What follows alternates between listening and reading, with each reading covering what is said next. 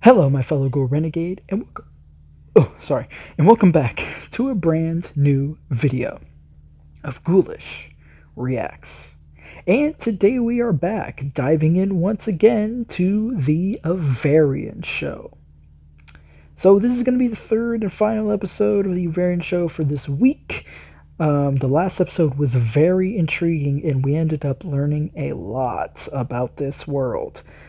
Specifically with Mason. Mason underwent a huge change in the last episode. He started getting sick all the way through his interview. Started coughing and pretty much puking up this bright orange liquid, which I believe has something to do with the experiments going on at Variant Labs. And we also found out why the show is called the AAVARION Show, because it turns out Avarion is actually Mason's last name in the series. I don't know if it's his last name in real life, but, you know, it wouldn't surprise me if it was.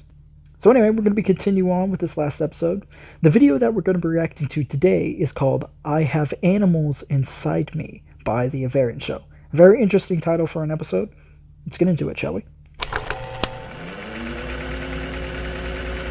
Okay, evidence review, Port Oakwood Police Department, Zion Outer District Special Forces. Okay. Alright. Case reference Z23. It has been determined that case Z023 has been linked to multiple ongoing investigations. The following report has been declassified for public awareness due to increasing concern in the ongoing nature of the investigation. Now, this actually, I believe, relates back to the beginning of the last episode, where we heard an audio log from a man known as Sergeant Matthews, and Sergeant Matthews was talking about him finding a horribly disfigured body in the woods, and said that he needed extra forces out there immediately. Judging by the background noises of that audio call, it did sound like he was in the woods, like he was specifically near water or a stream. Or a river of some sort, but he was definitely in a wooded area. The details of this case are still under review and have yet to be finalized.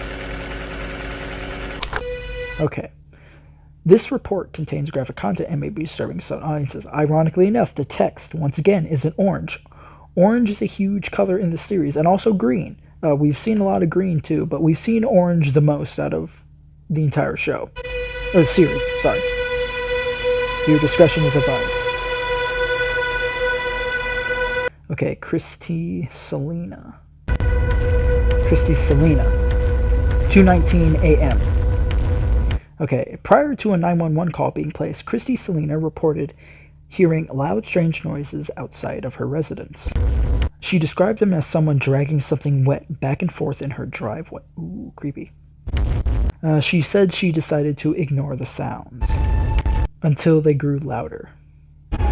Up until as if they sounded they were right outside her window. Okay, 2:25 a.m. Brandon Mars. Okay. At 2:25 a.m., Christy woke her boyfriend Brandon to investigate the sounds coming from outside. According to her statement, Brandon stepped outside into the yard armed. As soon as he crossed the threshold, Christy heard him scream. It took the word scream out. It just said Christy heard him. Christy went to check to see what had happened, but her husband wasn't in the yard. Ooh. The scream she had heard quickly faded, drifting from the driveway, then upwards. Ooh. As if he was somehow positioned on the roof.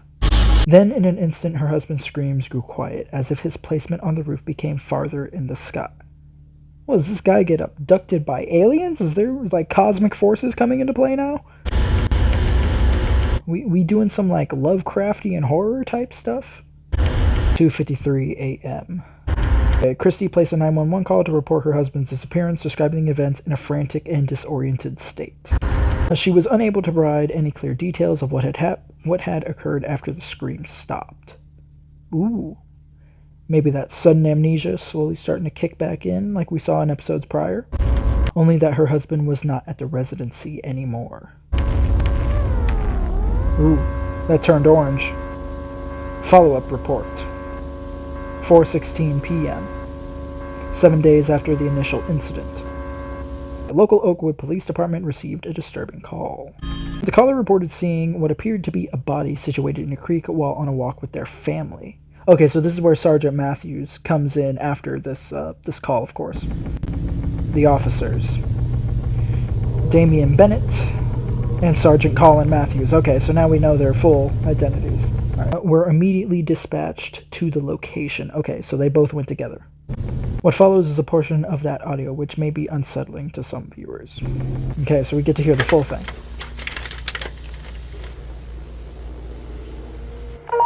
Unit Z22 to Enclave Dispatch. We're driving through the park's entrance gate now. Park's been sealed off completely for further investigation. No visual confirmation yet, but we're proceeding towards the creek area based on the park's map board. Copy that, Unit Z22. Continue on your route and report back when you have visual confirmation. Hey now, don't be nervous. We're gonna get there just to find out it's another vagrant, bathing in a family-friendly park. Nothing more. Yeah, probably. At least we get to see something new. Always wanted to come by this park with my son. How's your son doing? Keeping it together? I think he's managing. The whole funeral thing's way behind him, and I think he was way too focused on his phone to really notice the entire service. Seems like he's using it as a coping mechanism. Yeah, probably so. Oh, there's the overpass there. Interesting that Bennett mentioned that. So it seems recently they had a death in the family, possibly his wife, and that his son may possibly be using just technology as a coping mechanism, as he didn't really pay attention to the funeral. Okay, interesting. Alright. Unfortunately, since the storm a few nights ago, everything is a little more flooded, which would explain why a body's floating around. Nah. Creek ain't too big. You feel good about going different ways?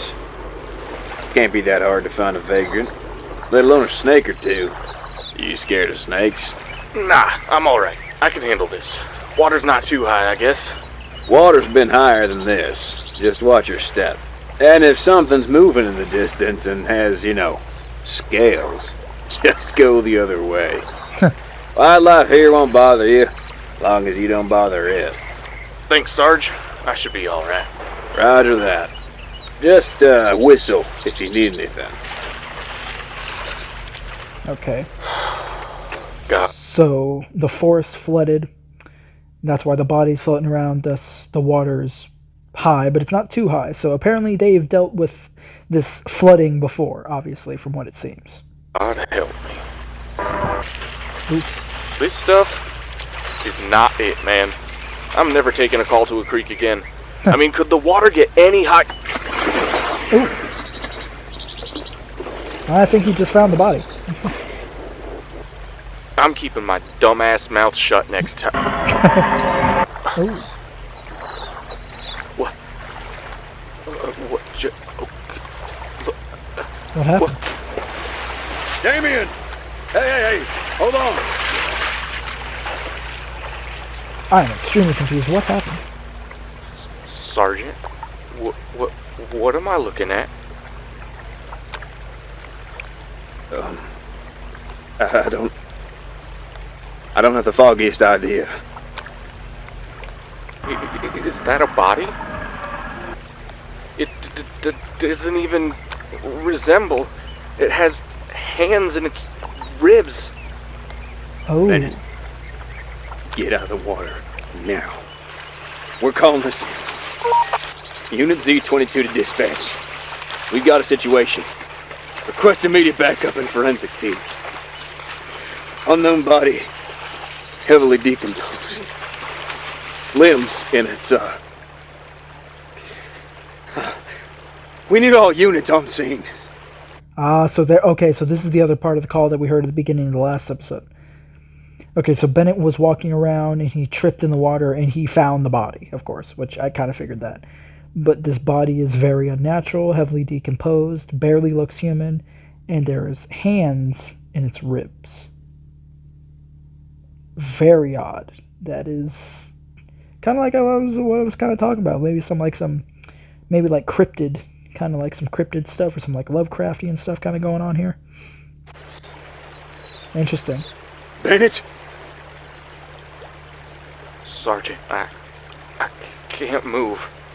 Officer Bennett, get out of that water right now. It's contaminated. Copy that, Z22. Backbid forensics are en route. ETA, 10 minutes. I've never seen anything like this before. It almost looks like... Officer Bennett, get out of that water now! The officers later explained in their conjoined statements that what they found was what appeared to be a male body. However, the body that was recovered was unlike anything the country has ever encountered before. That was also another interesting thing. He mentioned that the water was contaminated. So maybe is it the water contamination that's mixed in with this orange chemical, possibly made by Variant Labs, possibly maybe something that Gabriel has to do with? Is that the thing that's causing this kind of sickness, this disease, and causing people to have these visual and auditory hallucinations? Or like what this guy's body, making it extremely unnatural in proportion and decompositional wise? I don't know. Maybe I'm on something. Maybe I'm not. But see, this is why I like watching series like this, because it really makes me theorize on all the what ifs, you know? The body was located in a state of extreme decomposition. Skin that remains is gelatinous in texture and appears to be deteriorating at an accelerated, possibly unnatural rate. Ooh, look at that foot. Ugh. The most notable point of the body. Yeah, and that's another thing they mentioned that's kind of weird. Bodies aren't supposed to be... We're not supposed to be... Well, we're kind of gelatinous, but not really. We're supposed to be like, more solid. We've got muscles and bones and organs and all that. I mean, there's not really much to a human that's gelatinous other than like skin, stuff that's like kind of flexible, movable. But we're not like gelatin. We're not like Jello. We have a structure, and without that structure, we'd basically be liquid. I mean, 80% of our bodies are liquid. Or, sorry, 70% of our bodies. Wait, is it 70 or 80? I think it's 70% of our bodies is liquid, and then the other 30% is something else.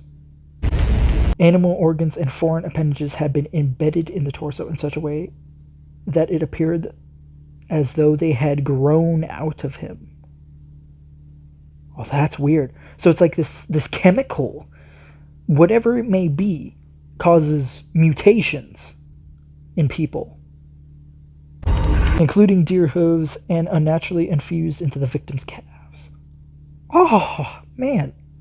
Imagine if the dude was living while this was happening to him, this mutation. He would be in extreme writhing pain, and he'd possibly be dead from just the pain alone. Moose antlers found lodged in his chest cavity. Oh my goodness, man. Abnormally large mantis claws found within the back of the victim. Oh my goodness, man. This is extreme. This is wow. I kind of like how they're, in a way, going into detail about it, but it's so bizarre, but it's like, this is like the type of monster, type of mutation stuff that I kind of like the unnaturalness of it. Despite the extensive damage, the face remains entirely intact and untouched. Well, that's kind of odd. Warning, be advised, the image of the recovered body is from the time of the findings. Okay? Show it. I'm ready. I'm ready for Freddy. Let's go.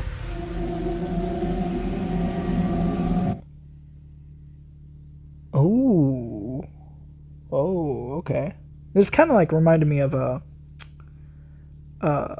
that one series I haven't seen yet, Vita Carnis, because I know they like do like really, or actually Gemini. This actually reminds me a lot of Gemini Home Entertainment. Actually, not so much Vita Carnis, because I've never watched Vita Carnis. I've heard things about it, but I've never watched it. This reminds me a lot of Gemini, especially when they were talking about that disease in that series known as deep root disease. Fictional, of course, but it just reminds me a lot of that series. Oh, that's the husband of that dude, that Christine chick that disappeared. Brian. Right? No. Brandon. That's what it was. Brandon. Yeah, that's him. Huh. That's so odd. This message is brought to you by the city of Zion. Zion Relations. Okay, so there's Zion once again. Interesting. Keeping our streets safe one day at a time. Phase Zion. Okay, so this Phase Zion person might be the president, or the CEO, or I'm assuming maybe he's the president or the mayor of the city. makes sense. That kind of reminds me, like this whole city, kind of thing. It reminds me a lot of the game that I played, Happy's Humble Burger Farm, where that all kind of took place in its own kind of self-contained world, like a simulation type thing. And the one character that was always mentioned to be like the mayor or the president of the whole like operation was Zane Grimm. It just happens to remind me a lot of that. I just like to draw a lot of parallels from a lot of different things. Not that I'm saying that they're direct inspirations. It's just I just like to draw parallels from other stuff that I've seen or played, just because it helps me make more sense of certain things. Well, that was it. That was the end of this episode. Man, these last 3 episodes have gotten super crazy. This series has gotten a lot more interesting, and I can understand why my buddy DNC really likes this series. And he was right. It does get a lot more interesting the further that you dive into it. There is so much world building that has been revealed. The world building is really good. I absolutely love the world building for this series. It is top tier. It's really good. I like how we're slowly starting to see more of the world, not just stuck within the confines of the show itself. I like how we're seeing stuff from the city of Zion, how we're seeing the Oakwood Police Department, how we're seeing things outside, how we're seeing things in variant labs and outside of variant labs, how we're seeing more of the world itself, and how the events that are kind of happening inside the show, inside like the studio, affects everyone else on the outside too. Well guys, unfortunately that's all the time I have today for this video, so please make sure to like, comment, and subscribe. Hit the bell for notifications when I upload new videos. Make sure to follow my social media links down in the description below to join the Ghoul Renegade. I'll see you guys next time. Bye!